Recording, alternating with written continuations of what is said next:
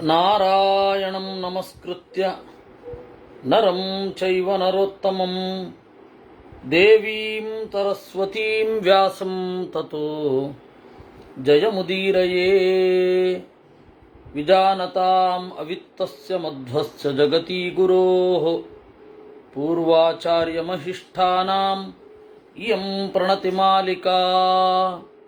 ಪೂರ್ಣಜ್ಞಾನಾಯ ವಿದ್ಮಹೇ ಪೂರ್ಣಾನಂದಾಯ ಧೀಮಹಿ ತನ್ನೋ ವ್ಯಾತ ಪ್ರಚೋದಯಾತ್. ಮಾತರಂ ಮೇ ಮಾತರಿಶ್ವನ್ನ ಪಿತರತುಲಗುರೋ ಭ್ರಾತರಿಷ್ಟಾಪ್ತಬಂಧೋ ಸ್ವಾಮಿನ್ ಸರ್ವಾಂತರಾತ್ಮನ್ನ ಜರ ಜರಯಿತರ್ಜನ್ಮ ಮೃತ್ಯಾಮಯಾನಾಂ. ಗೋವಿಂದೇ ದೇಹಿ ಭಕ್ತಿಂ ಭವತಿ ಚ ಭಗವನ್ ಊರ್ಜಿತಾಂ ನಿರ್ನಿಮಿತ್ತಾಂ ನಿರ್ವ್ಯಾಜಾಂ ನಿಶ್ಚಲಾಂ ತದ್ಗುಣಗಣ ಬೃಹತೀಂ ಶಾಶ್ವತೀಮಾಶುದೇವ. ನಾರಾಯಣಂ ನಮಸ್ಕೃತ್ಯ ನರಂ ಚೈವ ನರೋತ್ತಮಂ ದೇವೀಂ ಸರಸ್ವತೀಂ ವ್ಯಾಸಂ ತತೋ ಜಯಮುದೀರಯೇ. ವಿಜಾನತಾಂ ಅವಿತ್ತಸ್ಯ ಮಧ್ವಸ್ಯ ಜಗತಿ ಗುರೋಃ ಪೂರ್ವಾಚಾರ್ಯಮಹಿಷ್ಠಾನಾಂ ಇಯಂ ಪ್ರಣತಿಮಾಲಿಕಾ. ನಾವು 121ನೆಯ ಅಧ್ಯಾಯವನ್ನು ನೋಡ್ತಾ ಇದ್ವಿ. 122ನೆಯ ಅಧ್ಯಾಯ. ಆ 122ನೆಯ ಅಧ್ಯಾಯದಲ್ಲಿ ಪಾರ್ವತಿಯನ್ನ ಕುರಿತು ಶಿವ ಮಾತನಾಡೋದು. ಶಿವ ಹೇಳ್ತಾನೆ, ಏನು ಯಜ್ಞದಲ್ಲಿ ಪಶುಗಳನ್ನು ಕಟ್ಟಿ ಹಾಕ್ತೇವೆ, ಮಂತ್ರಪೂರ್ವಕವಾಗಿ ಅದನ್ನು ಬಲಿ ಕೊಟ್ಟರೆ ಅವುಗಳಿಗೆ ಒಳ್ಳೆ ಗತಿಯಾಗತ್ತೆ, ಇವನಿಗೂ ಯಜ್ಞದ ಒಳ್ಳೆ ಫಲ ಸಿಗತ್ತೆ.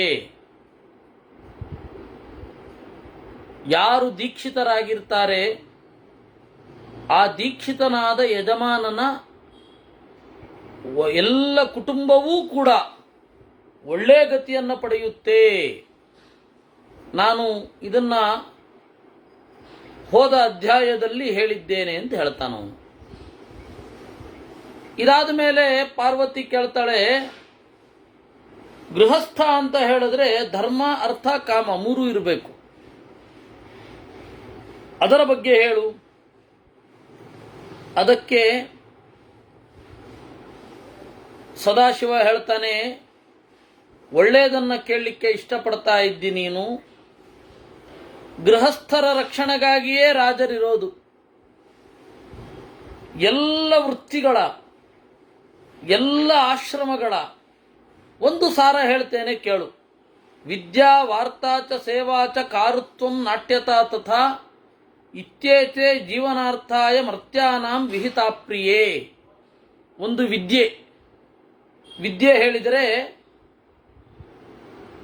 ವೇದದ ವಿದ್ಯೆಯೇ. ವಾರ್ತಾ ಅಂತ ಹೇಳಿದ್ರೆ ವೃತ್ತಿಗೆ ಸಂಬಂಧಪಟ್ಟದ್ದು. ಇವತ್ತಿನ ಪರಿಭಾಷೆಯಲ್ಲಿ ಅರ್ಥ ಆಗೋ ಹಾಗೆ ಹೇಳಬೇಕು ಅಂದರೆ ಅಪ್ಲೈಡ್ ಸೈನ್ಸ್ ಕೋರ್ಸ್ ಅಥವಾ ಜಾಬ್ ಓರಿಯೆಂಟೆಡ್ ಕೋರ್ಸ್, ಉದ್ಯೋಗಕ್ಕಾಗಿ ಇರುವಂತಹ ಕೋರ್ಸ್ಗಳು.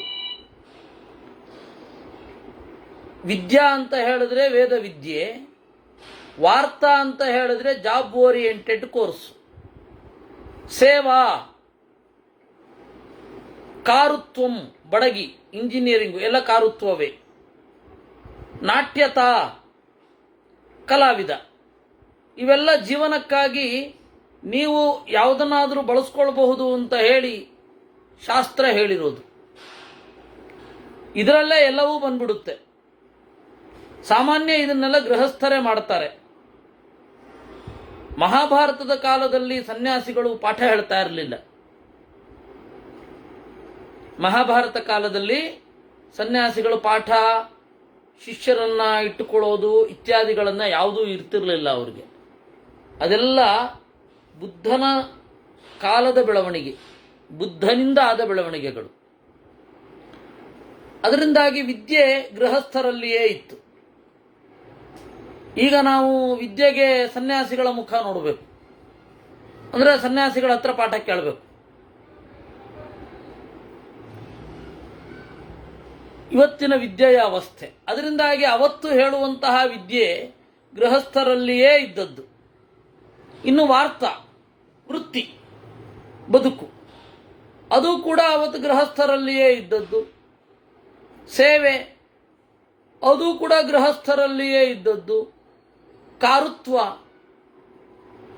ಬಡಗಿ ಅವರದು ನಾಟ್ಯತ ಕಲೆ ಇವುಗಳೆಲ್ಲ ಗೃಹಸ್ಥರಲ್ಲಿಯೇ ಇದ್ದದ್ದು. ಇತ್ಯೇತೆ ಜೀವನಾರ್ಥಾಯ ಮರ್ತ್ಯಾನಾಂ ವಿಹಿತಾಪ್ರಿಯೇ. ಇದನ್ನು ಯಾವುದನ್ನು ಬೇಕಾದರೂ ಮಾಡಬಹುದು, ಶಾಸ್ತ್ರವಿಹಿತವೇ ಇದು. ಕರ್ಮಕ್ಷೇತ್ರಂ ಹಿಮಾನುಷ್ಯಂ ಭೋಗ ದುಃಖಯುತಾಪ್ಪರೆ ಸರ್ವೇಷಾಂ ಪ್ರಾಣಿನಾಂ ತಸ್ಮಾತ್ ಮಾನುಷ್ಯೇ ವೃತ್ತಿರಿಷ್ಯತೆ. ಆದರೆ ಮನುಷ್ಯನಿಗೆ ಇರುವ ಶರೀರ ಏನಿದೆ, ಆ ಮನುಷ್ಯನಿಗೆ ಇರುವ ಶರೀರ ಅಂತನ್ನೋದು ಕರ್ಮಕ್ಷೇತ್ರ, ಎಲ್ಲ ಕೆಲಸಗಳನ್ನು ಮಾಡಬಹುದಾದದ್ದು. ಅದರಲ್ಲಿಯೇ ಭೋಗ ಮತ್ತು ದುಃಖ ಇವುಗಳಿರೋದು. ಎಲ್ಲ ಪ್ರಾಣಿಗಳು ಮನುಷ್ಯ ಕೇಂದ್ರಿತ. ವಾಸ್ತವಿಕವಾಗಿ ಈ ಜಗತ್ತು ದೇವತಾ ಕೇಂದ್ರಿತ, ಋಷಿ ಕೇಂದ್ರಿತ ದೊಡ್ಡ ಸೆನ್ಸಿನಲ್ಲಿ. ಆದರೆ ನಮ್ಮ ಜಗತ್ತನ್ನು ನೋಡಿದಾಗ ಮನುಷ್ಯ ಕೇಂದ್ರಿತ. ಮನುಷ್ಯ ತನಗೆ ಬೇಕಾದ ಹಾಗೆ ಕಂಡುಕೊಳ್ತಾನೆ. ಅದಕ್ಕೆ ಹೇಳಿದು ಕರ್ಮಕ್ಷೇತ್ರಂ ಹಿ ಮಾನುಷ್ಯಂ ಅಂತ. ಎಲ್ಲ ಕರ್ಮದ ನೆಲೆ ಮನುಷ್ಯ. ಆದರೆ ಇದನ್ನ ನೆಗೆಟಿವ್ ನೋಟಿನಲ್ಲಿ ಹೇಳ್ತಾರೆ ವೆಸ್ಟರ್ನ್ ಫಿಲಾಸಫರ್ಸ್. ಅವರು ಹೇಳೋದು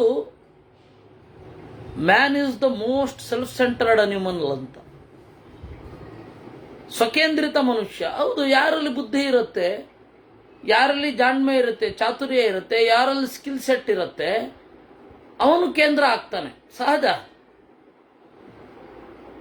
ಈಗ ಅಧಿಕಾರ ಯಾರಿಗಿರುತ್ತೆ, ಯಾರಲ್ಲಿ ಆರ್ಥಿಕ ಶಕ್ತಿ ಇರುತ್ತೆ, ಅವರನ್ನ ಜನ ಸುತ್ತುವರಿತಾರೆ, ಅಷ್ಟೇ ತಾನೇ ಅಂತಿಮವಾಗಿ.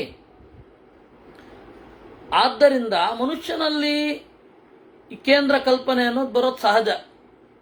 ಬುದ್ಧಿ ಇದೆ, ಪ್ರಜ್ಞೆ ಇದೆ. ಆ ಬುದ್ಧಿ ವೈದಿಕವೋ ಅವೈದಿಕವೋ ಆಮೇಲೆ, ಯೋಗ್ಯವೋ ಅಯೋಗ್ಯವೋ ಆಮೇಲೆ, ಆದರೆ ಒಟ್ಟು ಹೀಗಿದೆ.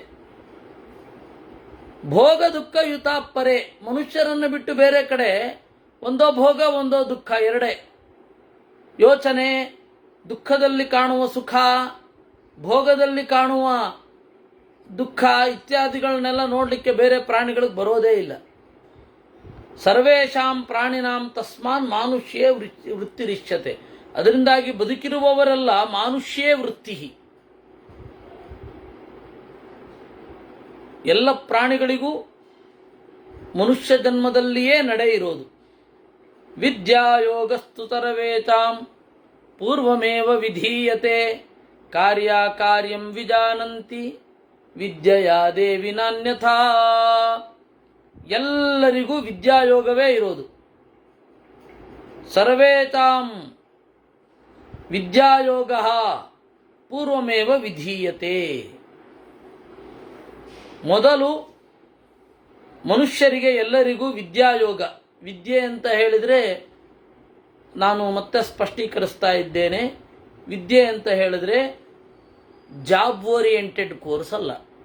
ನಾವು ಈಗ ಅದನ್ನು ನೀವು ಬಹಳ ಎಜುಕೇಟೆಡ್ಡು, ಬಹಳ ವಿದ್ಯಾವಂತರು, ಅದು ಸಂಬಂಧವೇ ಇಲ್ಲ ವಿದ್ಯೆಗೂ ಅದಕ್ಕೂ.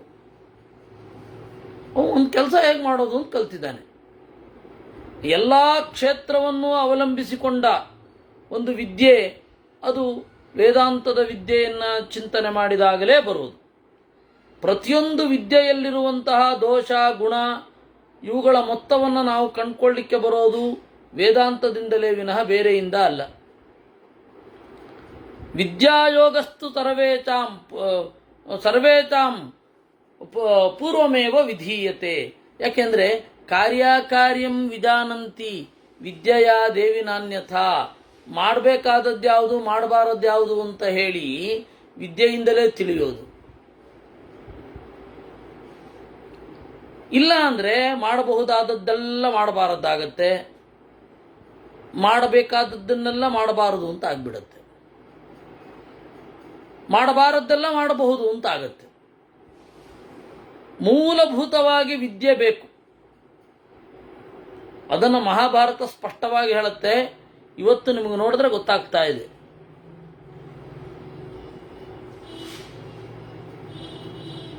ವಿಶೇಷತಃ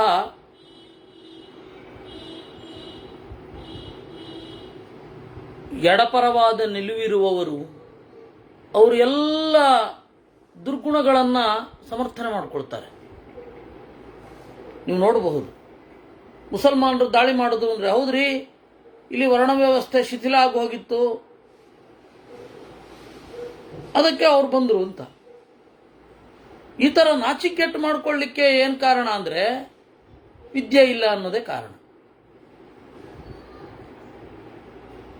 ವಿದ್ಯೆಯ ಸ್ಫೀಯತೆ ಜ್ಞಾನಂ ಜ್ಞಾನಾತ್ ತತ್ವ ವಿದರ್ಶನಂ ದೃಷ್ಟತತ್ವೋ ವಿನೀತಾತ್ಮ ಸರ್ವಾರ್ಥಸ್ಯ ಚ ಭಾಜನಂ.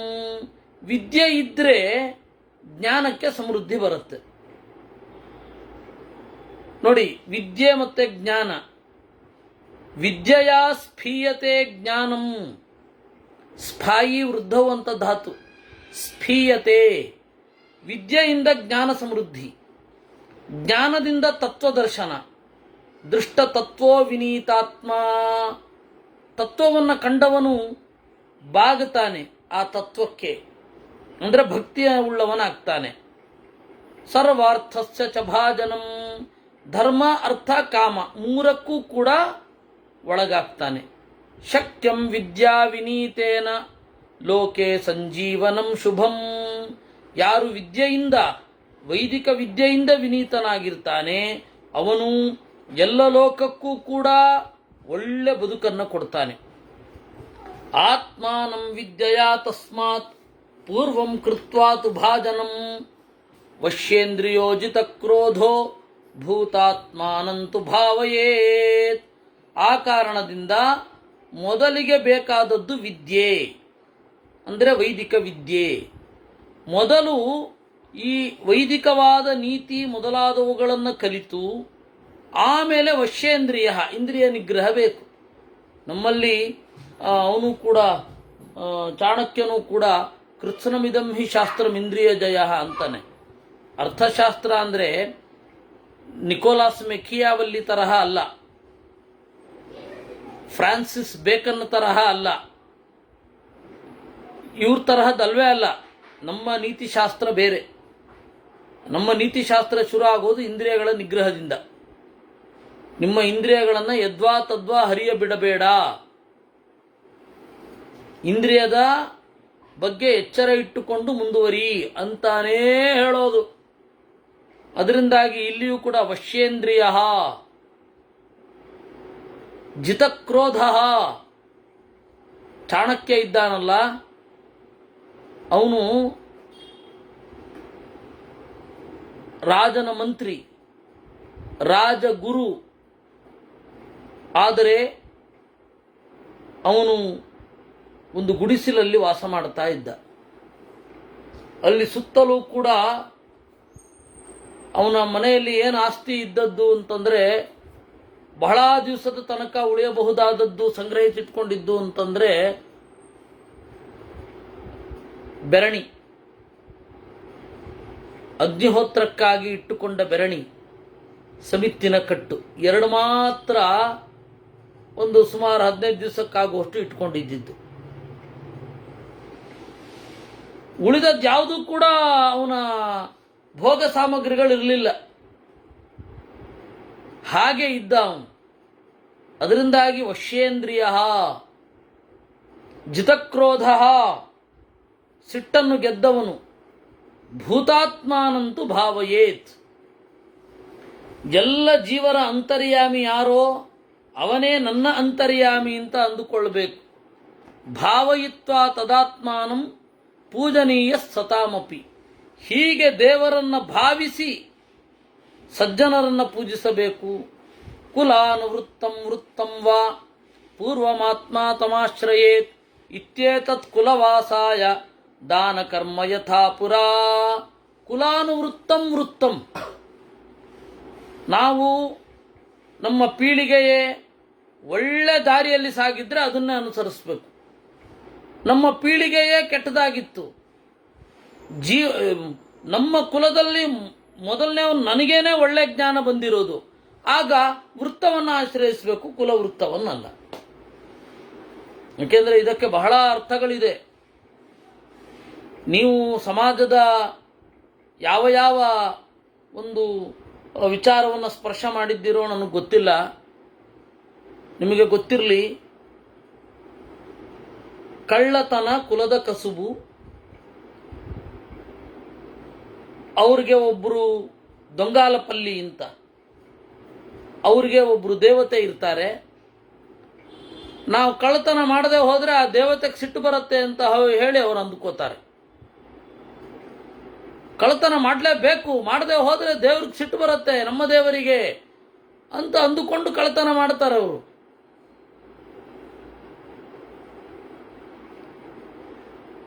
ಹೀಗಿರೋ ಒಂದು ಕುಲದಲ್ಲಿ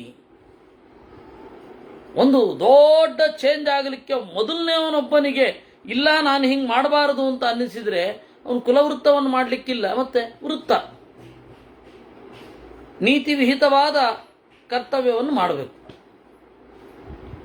ಅವನು ಅದರಲ್ಲಿ ಯಾವುದಾದ್ರೂ ಆರಿಸ್ಕೊಳ್ಬೇಕು. ನಾವು ಹಿಂದೆ ನೋಡಿದ್ವಲ್ಲ,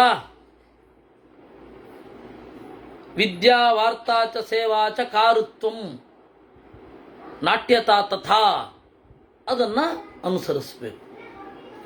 ಅದರಿಂದ ಮಹಾಭಾರತದಲ್ಲಿ ಈ ಒಂದು ಸಾಮಾಜಿಕವಾದ ಪ್ರವಾಹ, ಬದಲಾವಣೆಯ ಪ್ರವಾಹ, ಅವುಗಳನ್ನು ಅಡ್ರೆಸ್ ಮಾಡಿದ್ದಾರೆ.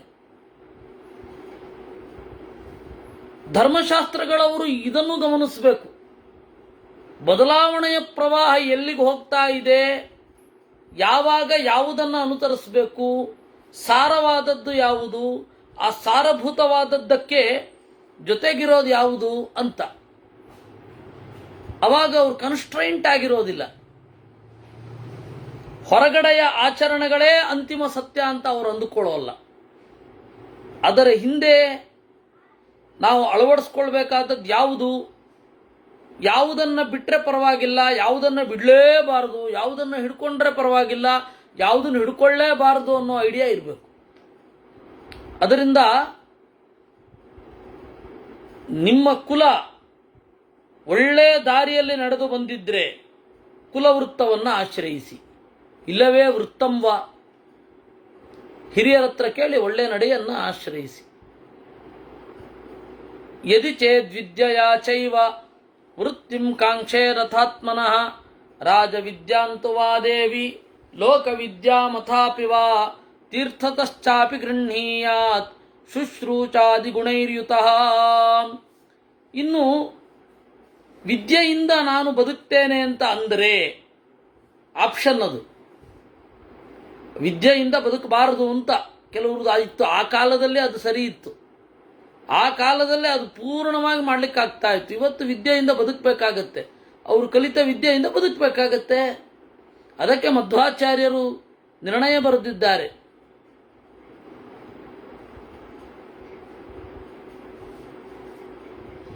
ಋತ್ವಿಕರ್ಮದಿಂದ ನೀವು ಬದುಕಬಹುದು, ವಿದ್ಯೋಪಲಬ್ಧ್ಯಾವ, ನೀವು ಗಳಿಸಿದ ವಿದ್ಯೆಯಿಂದ ನೀವು ಬದುಕಬಹುದು ಅಂತ ಹೇಳಿ ಆಚಾರ್ಯರು ನಿರ್ಣಯ ಬರೆದಿರೋದು ಅದಕ್ಕಾಗಿ. ಅವಾಗ ಮಹಾಭಾರತ ಕಾಲದಲ್ಲಿ ವಿದ್ಯೆಯಿಂದ ಬದುಕಲಿಕ್ಕಿಲ್ಲ. ಆ ತರಹ ಒಂದು ನಿಯಮ ಇತ್ತು. ಇಲ್ಲ, ನಾವು ಹಾಗೆ ಬದುಕಲಿಕ್ಕಾಗಲ್ಲ, ವಿದ್ಯೆಯಿಂದ ಬದುಕ್ತೀವಿ ಅಂತಂದರೆ ವಿದ್ಯೆ ಎರಡು ರೀತಿ, ರಾಜವಿದ್ಯೆ ಮತ್ತು ಲೋಕವಿದ್ಯೆ ಅಂತ. ರಾಜವಿದ್ಯೆ ಅಂತ ಹೇಳಿದ್ರೆ ಕ್ಷತ್ರಿಯರಾಗಿ ಕಾದುವುದು, ಮಂತ್ರಿ ಇತ್ಯಾದಿಗಳನ್ನೆಲ್ಲ ತಿಳ್ಕೊಳ್ಬೇಕು. ಅರ್ಥಶಾಸ್ತ್ರ, ನೀತಿ ವಿದ್ಯೆ ಇವುಗಳನ್ನು ತಿಳ್ಕೊಳ್ಬೇಕು. ಇಲ್ಲವೇ ಲೋಕವಿದ್ಯೆ. ಲೋಕವಿದ್ಯೆ ಅಂದರೆ ನಮ್ಗೆ ಗೊತ್ತೇ ಇದೆ, ಕಮ್ಮಾರನೋ ಚಮ್ಮಾರನೋ ಏನೋ ಒಂದು. ತೀರ್ಥತಶ್ಚಾಪಿ ಗೃಹ್ಣೀಯಾತ್, ಒಳ್ಳೆಯ ಗುರುಗಳಿಂದ ಪಡಿಬೇಕು. ಗುರುಗಳಿಂದ ಪಡಿಬೇಕಾದ್ರೆ ಶುಶ್ರೂಷಾದಿ ಗುಣಯುತ ಸೇವೆ ಮಾಡಬೇಕು. ಯಾಕೆಂದರೆ ಯಾವ ಶಿಷ್ಯ ಸೇವೆ ಮಾಡದೆ ಪಡಿತಾನೆ ಅವನು ಉದ್ಧತನಾಗಿ ಬಿಡ್ತಾನೆ. ಅವನಿಗೆ ತತ್ವ ಸಾಕ್ಷಾತ್ಕಾರ ಆಗಲ್ಲ, ವಿನೀತತೆ ಇರಲ್ಲ. ವಿನೀತತೆ ಯಾವಾಗಿರುತ್ತೆ ಅಂದರೆ ಯಾರೋ ಒಬ್ಬ ಗುರು ಅವನನ್ನು ಸರಿಯಾಗಿ ತಿರುವು ಬೆಂಡ್ ಮಾಡಿರಬೇಕು.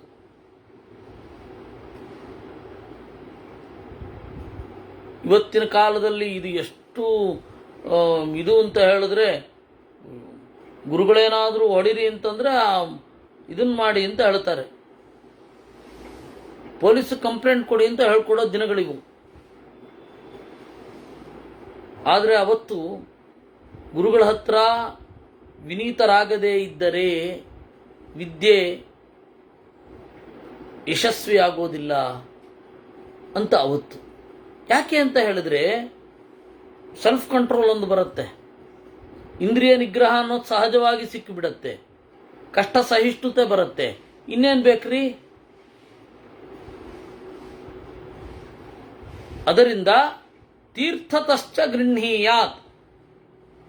ತೀರ್ಥತಃ ಅಂದರೆ ವಿನಯಾದಿಗಳಿಂದ ಗುರುಗಳಿಂದ ಪಡೆಯಬೇಕು. ಶುಶ್ರೂಷಾದಿ ಗುಣೈರ್ಯುತ ಗ್ರಂಥತಶ್ಚ ಅರ್ಥತಶ್ಚೈವ ದೃಢಂ ಕ್ರಿಯಾತ್ ಪ್ರಯತ್ನತಃ. ಆಮೇಲೆ ಗ್ರಂಥ ಮತ್ತೆ ಅರ್ಥ ಅದು ಇರಬೇಕು. ಇವೆಲ್ಲ ಒಂದೊಂದು ಸ್ಟೇಜು. ಒಂದು ವಿದ್ಯೆಯನ್ನು ಪಡಿಬೇಕಾದ್ರೆ ಇವೆಲ್ಲ ಒಂದೊಂದು ಸ್ಟೇಜು. ಮೊದಲು ಶುಶ್ರೂಷೆಯಿಂದ, ಆಮೇಲೆ ಗ್ರಂಥದಿಂದ, ಆಮೇಲೆ ಅರ್ಥದಿಂದ. ಅವನ ಒಳಗಡೆ ಶಾಸ್ತ್ರ ಬೆಳಿತಾನೆ ಹೋಗುತ್ತೆ. ಇಲ್ಲ ನಾನು ಕಲ್ತಿದ್ದಷ್ಟು ಅಷ್ಟೇ ಅಂತ ಹೇಳಿ ನಿಂತು ಬಿಟ್ರೆ ಅದು ಪ್ರಯೋಜನ ಇಲ್ಲ. ಯಾಕೆಂದ್ರೆ ನಾವು ಓದಿದ ಟೆಕ್ಸ್ಟಿನ ಆಚೆ ಯೋಚನೆ ಮಾಡಬೇಕು. ನಾವಿವತ್ತೊಂದು ವೇದಕ್ಕಾಗಲಿ ಅಥವಾ ಯಾವುದೇ ಶಾಸ್ತ್ರಕ್ಕಾಗಲಿ ಒಂದು ಟೆಕ್ಸ್ಟಿನ ಬೌಂಡ್ರಿಯನ್ನು ಹಾಕ್ಕೊಂಡಿದ್ದೇವೆ. ಅದು ಎಲ್ಲಿಗೆ ಹೋಗಲಿ ನೀವು, ಇದಿಷ್ಟು ಬೌಂಡ್ರಿ. ಆ ಬೌಂಡ್ರಿಯಲ್ಲಿ ಯಾರು ತಿರುಗಾಡ್ತಾರೆ ಅಂದರೆ ಅಧ್ಯಾಪಕರು ಮಾತ್ರ ತಿರುಗಾಡ್ತಾ ಇದ್ದಾರೆ, ಬೇರೆ ಯಾರು ತಿರುಗಾಡ್ತಾ ಇಲ್ಲ. ಅಧ್ಯಾಪಕ ಏನು ಮಾಡ್ತಾನೆ, ಅವನು ಅಕಾಡೆಮಿಕ್ ಆಗಿ ಯೋಚನೆ ಮಾಡ್ತಾ ಅದರೊಳಗಡೆ ಇರ್ತಾನೆ. ಇವಾಗ ಫಿಸಿಕ್ಸು, ಆ ಬೌಂಡ್ರಿಯಿಂದ ಯಾರು ಆಚೆ ಬರ್ತಾ ಇದ್ದಾರೆ? ಟೆಕ್ಸ್ಟ್ ಏನಿದೆಯೋ ಅದನ್ನು ನೋಡ್ತಾನೆ, ಆ ಟೆಕ್ಸ್ಟನ್ನು ನೋಟ್ಸಿನಲ್ಲಿ ಇಟ್ಕೊಂಡು ಹೇಳ್ತಾನೆ.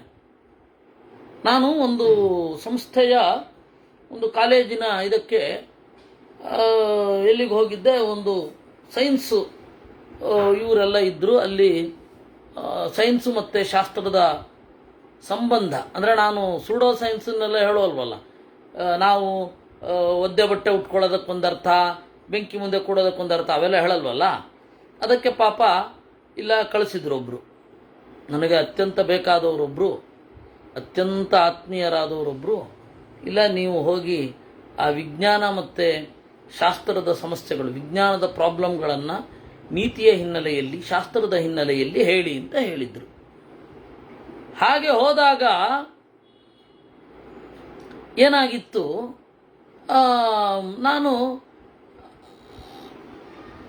ರಿವರ್ ಆಫ್ ಏಡನ್, ಆಮೇಲೆ ರಿಚರ್ಡ್ ಡಾಕಿನ್ಸು, ಕಾರ್ಲ್ ಸೇಗನ್ನಿನ ಕಾಸ್ಮೋಸು ಬಹಳ ಜನ ನೋಡಿರಲಿಲ್ಲ. ಆ ತರಹ ಏನು ಮಾಡೋದು? ಅವರೆಲ್ಲ ವಿಜ್ಞಾನದ ಅಧ್ಯಾಪಕರು, ಸುಮ್ಮನೆ ಅಲ್ಲ, ಕಾಲೇಜಿನಲ್ಲಿ ಪಾಠ ಮಾಡುವವರು, ಕಡೆಗೆ ಬ್ರೀಫ್ ಹಿಸ್ಟ್ರಿ ಆಫ್ ಟೈಮು ನೋಡಿರಲಿಲ್ಲ. ಇದು ನಮ್ಮ ಸಮಸ್ಯೆ. ಹಾಗೆ ನೀವು ಇದು ಇಲ್ಲೇನು ಬೆಟರ್ ಏನಲ್ಲ, ಇಲ್ಲಿ there is no betterment in this field also. ನೀವು ಇಲ್ಲಿ ಬಂದರೆ, ಫಿಲಾಸಫಿಯ ಫೀಲ್ಡಿಗೆ ಬಂದರೆ ವೇದಾಂಗಗಳನ್ನು ಓದಿರಲ್ಲ. ವೇದಾಂಗ ಹೋಗಲಿರಿ, ತ್ರಿವಿಕ್ರಮ ಪಂಡಿತರನ್ನು ಓದಿರಲ್ಲ, ಮಧ್ವಾಚಾರ್ಯರ ಸರ್ವಮೂಲ ಗ್ರಂಥಗಳನ್ನೆಲ್ಲ ಓದಿರಲ್ಲ. ಸೊ ಇಲ್ಲಿಯೂ ಅಲ್ಲಿಯೂ ಸಮಾನ. ಅದರಿಂದಾಗಿ ವಿದ್ಯಾಫಲವನ್ನು ಪಡಿಬೇಕು ಅಂತ ಹೇಳಿದ್ರೆ ಮೊದಲು ಗುರುಗಳಿಂದ ಪಡೆದದ್ದು, ಆಮೇಲೆ ಗ್ರಂಥದಿಂದ ಪಡೆಯೋದು, ಆಮೇಲೆ ಅರ್ಥದಿಂದ ಪಡೆಯೋದು, ಕ್ರಮೇಣ ಬೆಳೀತಾ ಹೋಗಬೇಕು. ಕೃಷ್ಣಪ್ರಿಯ ಅನ್ನುವವರು ಕೇಳ್ತಾ ಇದ್ದಾರೆ, ಒಂದು ವೇಳೆ ಪರಂಪರೆಯಲ್ಲಿ ಅಧ್ಯಯನ ಇಲ್ಲದೆ ಲೌಕಿಕವಾಗಿ ಇದ್ದರೆ ನಮಗೆ ಆಸಕ್ತಿ ಇದ್ದರೆ ವಿದ್ಯೆಯನ್ನು ಲಿಂಗ ಜಾತಿ ಭೇದ ಇಲ್ಲದೆ ವಿದ್ಯೆ ಪಡೆಯಬಹುದು. ಹೌದು, ನಾನು ಅದನ್ನೇ ಹೇಳಿದ್ದು. ಅಧಿಕಾರ ಅಂತ ಹೇಳಿದರೆ ಅರ್ಥಿತ್ವೇ ಸತಿ ವಿಶಿಷ್ಟ ಬುದ್ಧ್ಯಾದಿಮತ್ವಂ ಅಧಿಕಾರ. ಒಂದು ಅರ್ಥಿತ್ವ ಬೇಕು ಅಂತಿರಬೇಕು, ಇನ್ನೊಂದು ವಿಶಿಷ್ಟ ಬುದ್ಧ್ಯಾದಿ ಇರಬೇಕು. ಇಷ್ಟು ಬಿಟ್ಟು ಮತ್ತೇನಿದೆ? ಎರಡೇ ಅಲ್ವಾ?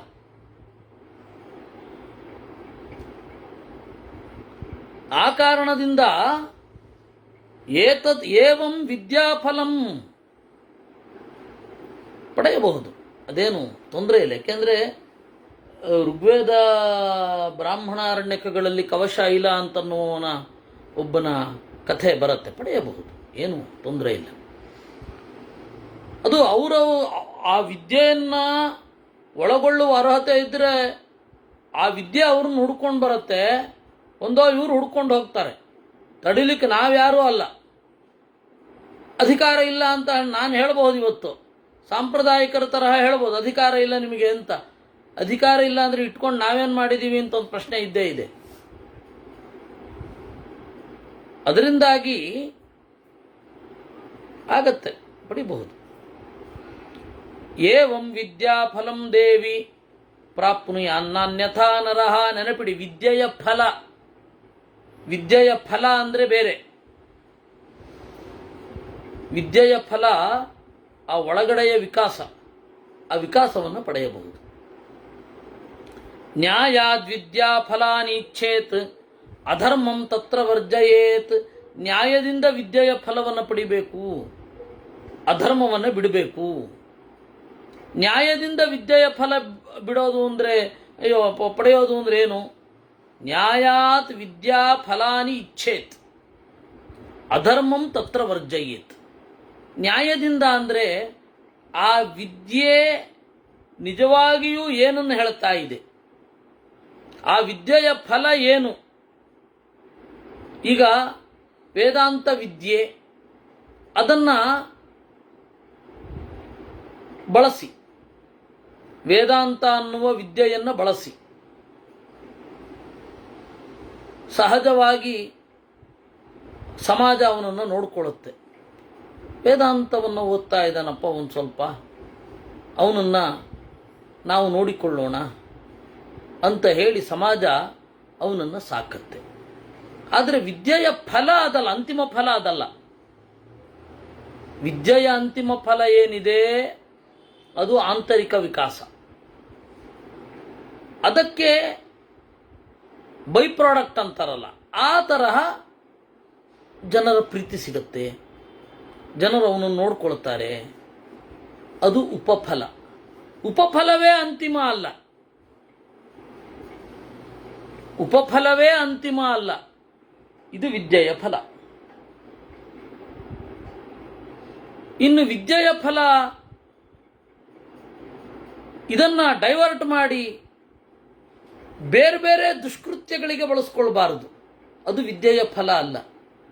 ಅದರಿಂದ ನ್ಯಾಯಾತ್ ವಿದ್ಯಾ ಫಲಾನಿ ಇಚ್ಛೇತ್. ವಿದ್ಯೆಯ ಫಲವನ್ನು ಬಯಸು, ಆದರೆ ಅದು ನ್ಯಾಯಬದ್ಧವಾಗಿ ಇರಬೇಕು.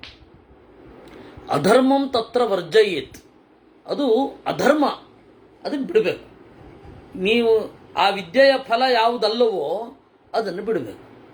ಇವಾಗ ವಿದ್ಯೆಯ ಫಲ ಒಬ್ಬರನ್ನು ವಶೀಕರಿಸಿಕೊಳ್ಳೋದು, ಎಲ್ಲ ನಾವು ಹೇಳ್ದ ಹಾಗೆ ಕೇಳ್ಬಿಡ್ಬೇಕು, ಅವರನ್ನು ನಾನು ಕೈಯಲ್ಲಿಟ್ಕೊಂಡೆ ಈ ವಿದ್ಯೆಯನ್ನು ಇಟ್ಟುಕೊಂಡು ಹಾಗೆ ಮಾಡಬಾರದು.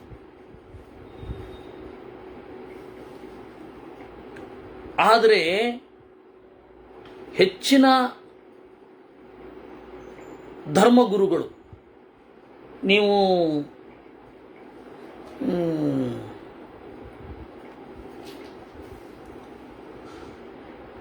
ಪ್ರಾಬ್ಲಮ್ಸ್ ಆಫ್ ಸ್ಕೆಪ್ಟಿಕಲ್ ಮುಸ್ಲಿಂ ಅಂತ ಹೇಳಿ ಒಂದು ಪುಸ್ತಕ ಇದೆ. ಅದನ್ನು ಜಿಯಾವುದ್ದೀನ್ ಸರ್ದಾರ್ ಅಂತ ಹೇಳಿ ಪಾಕಿಸ್ತಾನ ಮೂಲದ ಒಬ್ಬ ಬರೆದಿದ್ದಾನೆ. ಅವನು ಹೇಳ್ತಾನೆ, ಒಬ್ಬ ಗುರು ಒಂದು ಮನೆಯನ್ನು ಪ್ರವೇಶ ಮಾಡಿದ ಅಂದರೆ ಆ ಮನೆಯ ಆಂತರಿಕ ವ್ಯವಹಾರಗಳಲ್ಲೆಲ್ಲ ತಲೆ ತುರ್ಸ್ಲಿಕ್ಕೆ ಶುರು ಮಾಡ್ತಾ ಇದ್ದಾನೆ. ಸರಿ ತಪ್ಪು ಬೇರೆ. ಇವಾಗ ಯಾರೋ ಒಬ್ರು ಸರಿ ತೀರಾ ಅಧಾರ್ಮಿಕವಾಗಿ ಮಾಡ್ತಾ ಇದ್ರೆ ಹೇಳ್ಬೇಕು, ಅವನು ಕರ್ತವ್ಯವೇ ಅದು. ಪುರೋಹಿತನಾದವನು ಅಧರ್ಮ ಮಾಡ್ತಾ ಇದ್ರೆ ಅವರು ಇಲ್ಲ ನೀವು ಹಾಗೆ ಮಾಡಬೇಡಿ ಅಂತ ಅನ್ಬೇಕು, ನೀವು ಇದಕ್ಕೆ ಗೌರವಿಸಬೇಕು ಅಂತ ಹೇಳಬೇಕು, ನೀವು ಶಾಸ್ತ್ರವನ್ನು ಗೌರವಿಸಬೇಕು ಅಂತ ಹೇಳಬೇಕು. ನಿಮ್ಗೆ ಇದಕ್ಕೂ ಒಂದು ಉದಾಹರಣೆ ಕೊಡ್ತೇನೆ. ಚೆನ್ನೈನಲ್ಲಿ ಇರುವ ಉಡುಪಿಯ ಹೋಟೆಲ್ ಮಾಲೀಕರೆಲ್ಲ ನಾವು 5 ಸ್ಟಾರ್ ಮಾಡಬೇಕು, ಅಲ್ಲಿ ಮದ್ಯವನ್ನು ಸೇರಿಸಬೇಕು ಅಂತ ಹೊರಟಿದ್ರಂತೆ. ಆವಾಗ ಪ್ರಬಲವಾಗಿ ಅವತ್ತಿನ ಕಾಲದ ಪುರೋಹಿತರ ತಂಡ ಪ್ರತಿಭಟನೆ ಮಾಡಿತ್ತು, ಅದು ನಿಂತಿತ್ತದು.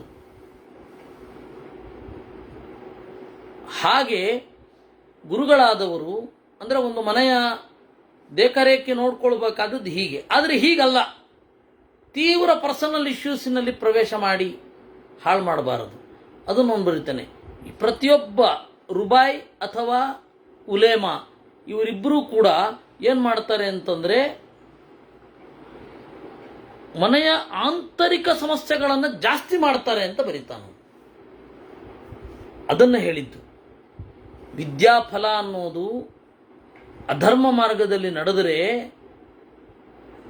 ಆ ಮನುಷ್ಯನನ್ನ ಶಿಷ್ಯನನ್ನ ಕೈಯಲ್ಲಿಟ್ಟುಕೊಂಡು ಪ್ರತಿಯೊಂದು ನಡೆಯನ್ನು ನಿಯಂತ್ರಿಸುವಂತೆ ಮಾಡಬೇಡ. ಅದೆಲ್ಲ ಅಧರ್ಮ, ಅದೆಲ್ಲ ಮಾಡಬಾರ್ದು. ಯದಿ ಛೇದ್ವಾರ್ತಯಾ ವೃತ್ತಿಂ ಕಾಂಕ್ಷೇತ ವಿಧಿಪೂರ್ವಕಂ ಕ್ಷೇತ್ರೇ ಜಲೋಪಪನ್ನೇವ ತದ್ಯೋಗ್ಯಂ ಕೃಷಿಮಾಚರೇತ್. ಇಲ್ಲ ನಾನು ವಾರ್ತೆಯಿಂದ ಬದುಕ್ತೇನೆ ಅಂತಂದರೆ ಯೋಗ್ಯವಾದ ಜಾಗದಲ್ಲಿ ನೀರು ಮೊದಲಾದವುಗಳಿರುವಾಗ ಆ ಜಾಗಕ್ಕೆ ಯೋಗ್ಯವಾದ ಬೆಳೆಯನ್ನೇ ಬೆಳಿಬೇಕು. ಅದನ್ನು ಮಹಾಭಾರತವೇ ಹೇಳಿರೋದು. ಕ್ಷೇತ್ರೇ ಜಲೋಪಪನ್ನೇಚ ತದ್ಯೋಗ್ಯಂ ಕೃಷಿ ಮಾರಭೇತಂತ. ವಾಣಿಜ್ಯಂ ವಾ ಯಥಾ ಕಾಲಂ ಕುರಿಯಾತ್ ತದ್ದೇ ಚ ಯೋಗತಃ. ಆಮೇಲೆ ಆಯಾ ದೇಶಕ್ಕೆ ಅನುಗುಣವಾಗಿ ವ್ಯಾಪಾರವನ್ನು ಮಾಡಬೇಕು. ವಾಣಿಜ್ಯ ಅಂತ ಕರೀತಾರೆ. ಮೂಲ್ಯಮರ್ಥಂ ಪ್ರಯಾಸಂಚ ವಿಚಾರ್ಯೇವ ವ್ಯಯೋದಯವು. ಇದು ನಿಮಗೆಲ್ಲ ಗೊತ್ತಿರೋದೇ, ಗೊತ್ತಿಲ್ಲದೆ ಇರೋದೇನಿಲ್ಲ. ಮೂಲ್ಯಂ ಅರ್ಥಂ ಬೆಲೆ ಏನು, ಪ್ರಾಫಿಟ್ ಎಷ್ಟು, ಪ್ರಯಾಸ ಏನು, ಇವುಗಳನ್ನೆಲ್ಲ ವಿಚಾರ ಮಾಡಿ ಖರ್ಚು ಮತ್ತೆ ಲಾಭವನ್ನು ಲೆಕ್ಕ ಹಾಕಬೇಕು. ಮೂಲ್ಯಮರ್ಥಂ ಪ್ರಯಾಸಂಚ ವಿಚಾರ್ಯೇವ ವ್ಯಯೋದಯವು ಪಶು ಸಂಜೀವನಂ ತೈವ ದೇಶಗಪ್ಪೋಚಯೇ ಧ್ರುವಂ. ಆಮೇಲೆ ವಾರ್ತಾದಲ್ಲಿ ಪಶುಗಳನ್ನು ಸಾಕೋದು ಕೂಡ ಇದೆ. ಬಹು ಪ್ರಕಾರ ಬಹವಃ ಪಶವಸ್ತಸ್ಯ ಸಾಧಕಾ. ಬಹಳ ತರಹದ ಪಶುಗಳಿದೆ, ಒಂದೇ ಎರಡೇ. ಅದನ್ನು ನೋಡಿಕೊಳ್ಬೇಕು. ಯಕ್ಕಶ್ಚಿತ್ ಸೇವಯಾ ವೃತ್ತಿಂ ಕಾಂಕ್ಷೇತ ಮತಿಮಾನ್ನರಃ ಯಥಾತ್ಮ ಶ್ರವಣೀಯಾನಾಂ ಭವೇದ್ವೈತಂ ಪ್ರಯೋಜಕ. ಯಾರೋ ಒಬ್ಬ ಸರ್ವಿಸ್ ಸೆಕ್ಟರಲ್ಲಿ ಕೆಲಸ ಮಾಡಲಿಕ್ಕೆ ಇಷ್ಟಪಡ್ತಾನೆ ಅಂತ ಇಟ್ಕೊಳ್ಳೋಣ. ಆಗ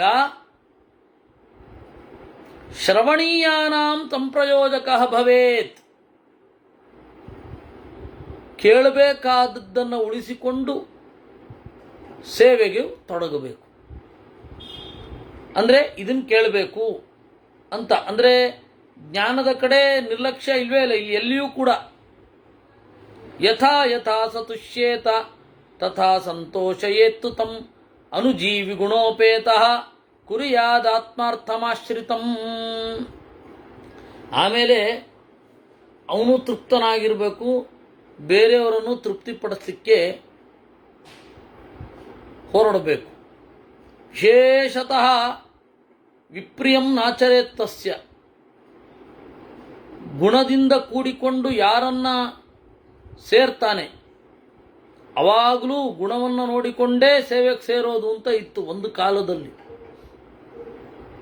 ಇವತ್ತು ಗುಣ ಅನ್ನೋದು ನಗಣ್ಯ, ಎಲ್ಲಿಯೂ ಗುಣದ ಬಗ್ಗೆ ಚಿಂತನೆ ಇಲ್ಲ.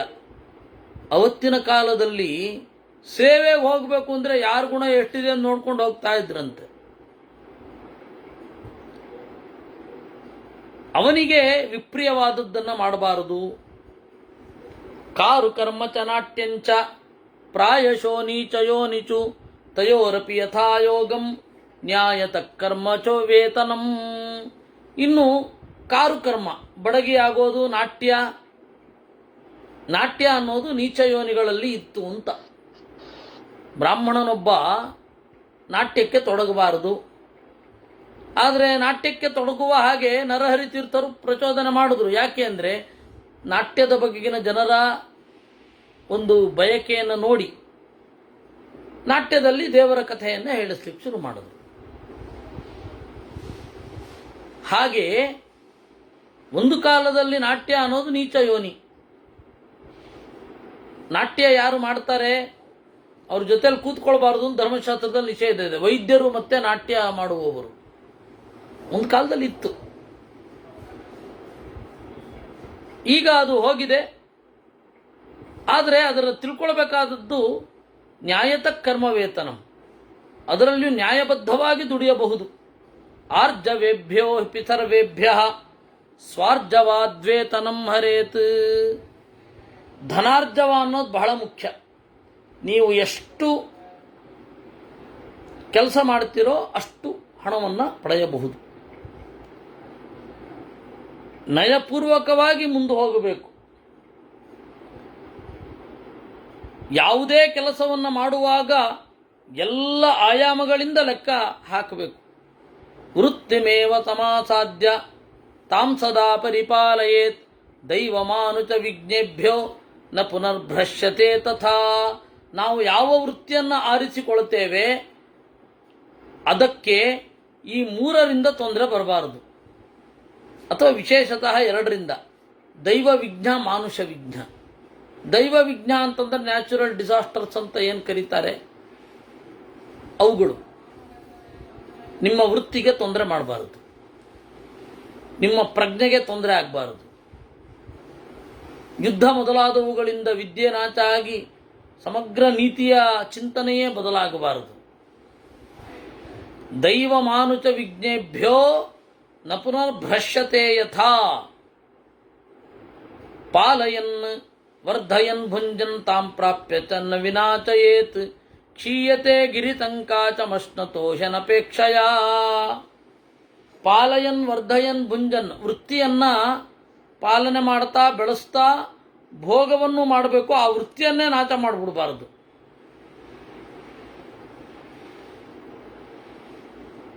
ನನ್ನ ಕೈಗೆ ಒಂದು ವೃತ್ತಿ ಇದೆ ಅಂತ ಇಟ್ಕೊಳ್ಳಿ, ಆ ವೃತ್ತಿಯನ್ನು ನಾಶ ಮಾಡೋ ಹಾಗೆ ತಂದ್ಬಿಡಬಾರದು. ಬೇರೆಯವರು ಬದುಕಬೇಕು, ನಾನು ಬದುಕಬೇಕು.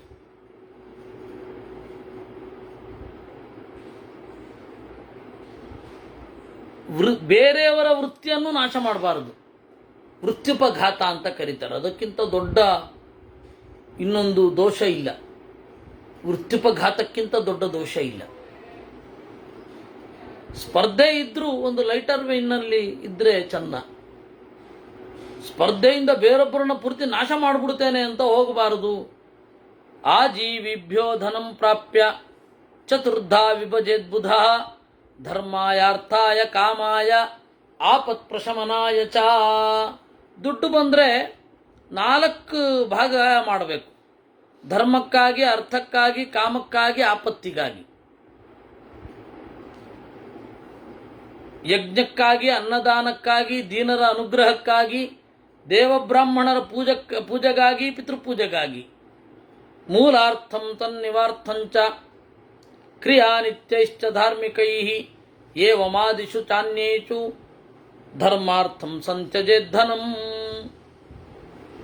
ಬೇರೊಬ್ಬರ ಬದುಕಿಗಾಗಿ, ಧಾರ್ಮಿಕ ಕ್ರಿಯೆಗಳಿಗಾಗಿ, ಧರ್ಮಕ್ಕೆ ಅಂತ ಇಟ್ಟಿದ್ದ ಹಣವನ್ನು ಖರ್ಚು ಮಾಡಬೇಕು.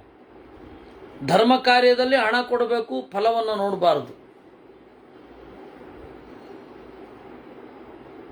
ಅರ್ಥಕ್ಕಾಗಿ ಅಂತ ಇಟ್ಟಿರ್ತಾನಲ್ಲ, ಅದರಿಂದ ನೀವೇನು ಮಾಡಬೇಕು, ಪ್ರಯೋಜನ ಇದ್ದರೆ ಕೊಡಬೇಕು. ಅರ್ಥಕ್ಕಾಗಿ ಪ್ರಯೋಜನ ಇದ್ದರೆ ಕೊಡಬೇಕು. ಈಗೇನಾಗಿದೆ, ಅರ್ಥಕ್ಕಾಗಿ ಪ್ರಯೋಜನ ಇಲ್ಲದೆ ಹೋದರೂ ಸುರಿತಾರೆ, ಧರ್ಮಕ್ಕಾಗಿ ಪ್ರಯೋಜನ ಎಕ್ಸ್ಪೆಕ್ಟ್ ಮಾಡ್ತಾರೆ. ಜನ ಹಂಗಾಗೋಗಿದ್ದಾರೆ.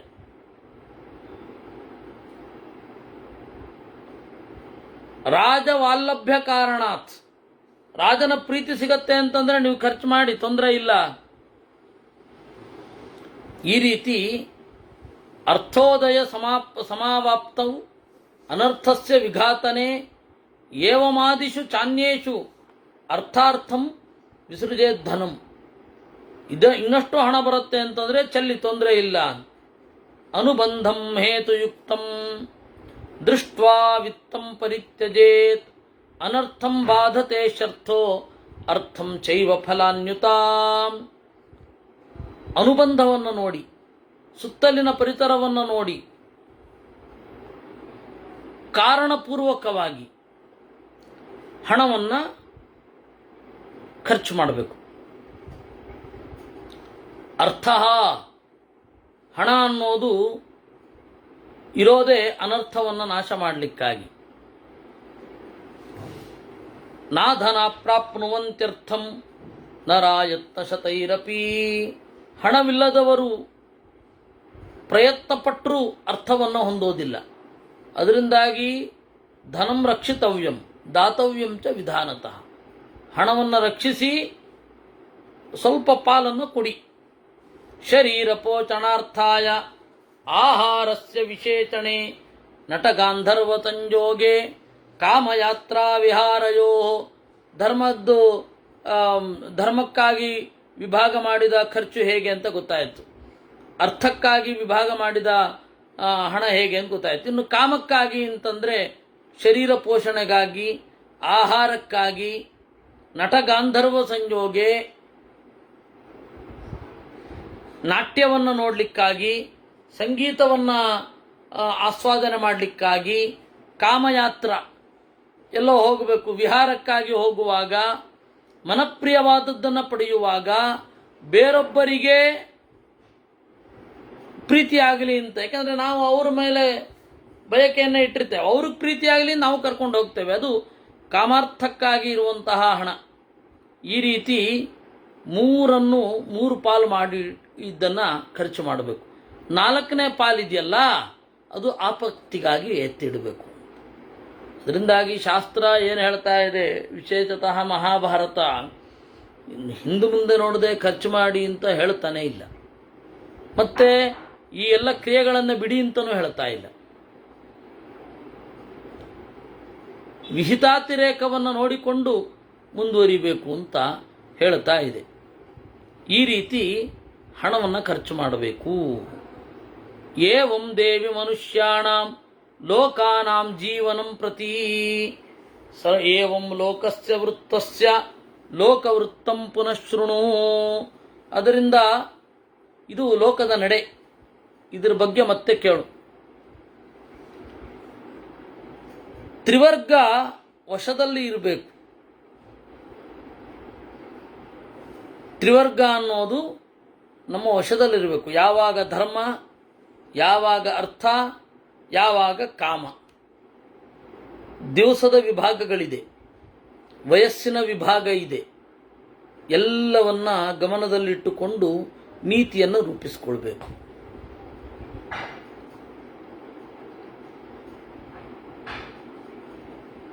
ಇದನ್ನ ಎಲ್ಲ ಪ್ರಾಚೀನ ಕವಿಗಳು ಬಹಳ ಚೆನ್ನಾಗಿ ಹೇಳಿದ್ದಾರೆ.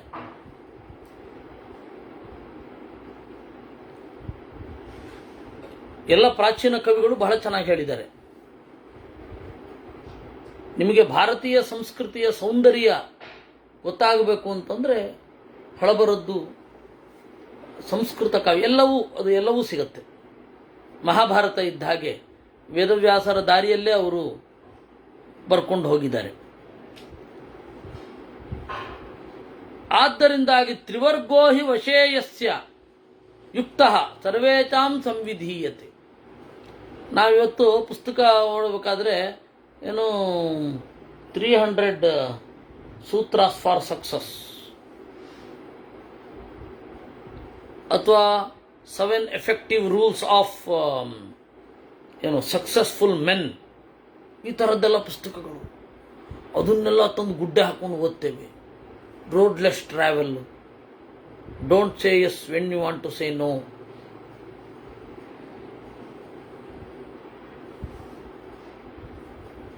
ಆಮೇಲೆ ನಾನ್ ಪ್ರಾಫಿಟ್ ಆರ್ಗನೈಸೇಷನ್ ಹೇಗೆ ಹೋಗತ್ತೆ ಅಂತ ಗೊತ್ತಾಗಲಿಕ್ಕೆ ಇವೆಲ್ಲ ಸಮಸ್ಯೆಗಳು ನಮ್ಮದು.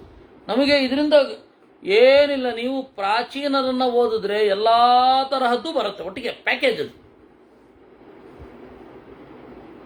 ಪ್ಯಾಕೇಜ್ ಆಯಾ ಸಂದರ್ಭದಲ್ಲಿ ನಿಮಗೇನು ಹೊಳೆಯುತ್ತೆ ಅದು ಮುಖ್ಯ. ಅದರಿಂದ ತ್ರಿವರ್ಗೋ ಹಿ ವಶೇ ಯುಕ್ತ ಸರ್ವೇಷಾಂ ಸಂವಿಧೀಯತೆ ತಥಾ ಸಂವರ್ತಮಾನಾಸ್ತು ಲೋಕಯೋರ್ಹಿತಮಾಪ್ನುಯು. ಧರ್ಮಕ್ಕೆ ವಿರುದ್ಧವಿಲ್ಲದಂತೆ ಅರ್ಥಕಾಮಗಳನ್ನು, ಅರ್ಥಕ್ಕೆ ವಿರೋಧವಿಲ್ಲದಂತೆ ಧರ್ಮಕಾಮಗಳನ್ನು, ಕಾಮಕ್ಕೆ ವಿರೋಧವಿಲ್ಲದಂತೆ ಧರ್ಮಾರ್ಥಗಳನ್ನು ಜೋಡಿಸಿಕೊಂಡ್ರೆ ಎರಡೂ ಲೋಕದಲ್ಲಿ ಹಿತ ಆಗಿಬಿಡುತ್ತೆ. ಬೆಳಗ್ಗೆ ಬೇಗ ಏಳೋದು, ಶುಚಿಯಾಗಿ ಇರೋದು, ದೇವ ಬ್ರಾಹ್ಮಣರಲ್ಲಿ ಭಕ್ತಿ ಮಾಡೋದು, ದೊಡ್ಡವರ ಸೇವೆ ಮಾಡೋದು, ಬ್ರಾಹ್ಮಣರಲ್ಲಿ ಅಭಿವಾದನೆ ಮಾಡೋದು, ವೃದ್ಧರು ಬಂದಾಗ ಏಳೋದು, ದೇವತೆಗಳ ಸ್ಥಾನಕ್ಕೆ ನಮಸ್ಕಾರ ಮಾಡೋದು, ಅತಿಥಿಗಳನ್ನು ಎದುರುಗೊಂಡು ಪೂಜಿಸುವುದು, ವೃದ್ಧರ ಉಪದೇಶವನ್ನು ಕೇಳುವುದು, ಹಿತವಾದದ್ದು ಪಥ್ಯವಾದದ್ದು ವಿಚಾರ ಮಾಡೋದು, ಭೃತ್ಯರನ್ನು ಪ್ರೀತಿಯಿಂದ ಪೋಷಿಸೋದು, ಕಷ್ಟದಿಂದ ನೊಂದವರಿಗೆ ಸಾಂತ್ವನವನ್ನು ಮಾಡೋದು, ದಾನ ಮಾಡೋದು, ಪರಿಗ್ರಹವನ್ನು ಮಾಡೋದು, ಯೋಗ್ಯವಾದದ್ದಕ್ಕೆ ನ್ಯಾಯಭೂತವಾಗಿ ಕರ್ಮವನ್ನು ಮಾಡೋದು, ಅನ್ಯಾಯ ಅಹಿತ ವರ್ಜಿತಂ, ನ್ಯಾಯವಲ್ಲದ ಹಿತವಲ್ಲದ ಒಂದು ಕೆಲಸದಿಂದ ದೂರ ಇರಬೇಕು. ಸಮ್ಯಕ್ ವೃತ್ತಂ ಸ್ವದಾರೇಶು, ತಮ್ಮ ಹೆಂಡಿರಲ್ಲಿಯೇ ರತನಾಗಿರಬೇಕು. ದೋಷಗಳನ್ನು ಪ್ರತಿಷೇಧ ಮಾಡಬೇಕು. ಪುತ್ರರಿಗೆ ವಿನಯವನ್ನು ಕಲಿಸಬೇಕು. ಅವರ ಕೆಲಸದಲ್ಲೇ ಅವರನ್ನು ತೊಡಗಿಸಬೇಕು. ಅಶುಭವಾದದ್ದನ್ನು ಬಿಡಬೇಕು, ಶುಭವಾದದ್ದನ್ನು ಸೇವಿಸಬೇಕು. ಕುಲೋಚಿತ ಧರ್ಮಗಳನ್ನು ಪಾಲನೆ ಮಾಡಬೇಕು. ನಮ್ಮ ಪೀಳಿಗೆಯನ್ನು ಚೆನ್ನಾಗಿ ಬೆಳೆಸಬೇಕು ಅಂತ ಅಂದುಕೊಳ್ಳಬೇಕು. ಇವೆಲ್ಲ ಗೃಹಸ್ಥರ ವೃತ್ತ. ಅದರಿಂದ ಹೀಗಿರಬೇಕು. ಇವೇ ಮೊದಲಾದ ಒಳ್ಳೆಯ ವೃತ್ತ. ಇದು ಗೃಹಸ್ಥರ ವೃತ್ತ. ಈ ರೀತಿ ನಿರೂಪಣೆ ಮಾಡ್ತಾರೆ. ಆಮೇಲೆ ಕೆಲವೊಂದು ಹೇಳ್ತಾರೆ, ಹೊರಗಡೆ ಹೋಗಬೇಡಿ, ಮಧ್ಯಾಹ್ನದಲ್ಲಿ ಅರ್ಧರಾತ್ರಿಯಲ್ಲಿ ಬೆಳಗ್ಗೆ ಹೋಗಿ, ಇದೆಲ್ಲ. ಗೋವುಗಳನ್ನು ಪೋಷಣೆ ಮಾಡಿ, ವಿಷಯಾನ್ ನಾವಗಾಹೇತ, ವಿಷಯ ಪದಾರ್ಥದಲ್ಲೇ ಮುಳುಗಬೇಡಿ, ಹಿತವಾಗಿ ಸೇವಿಸಿ.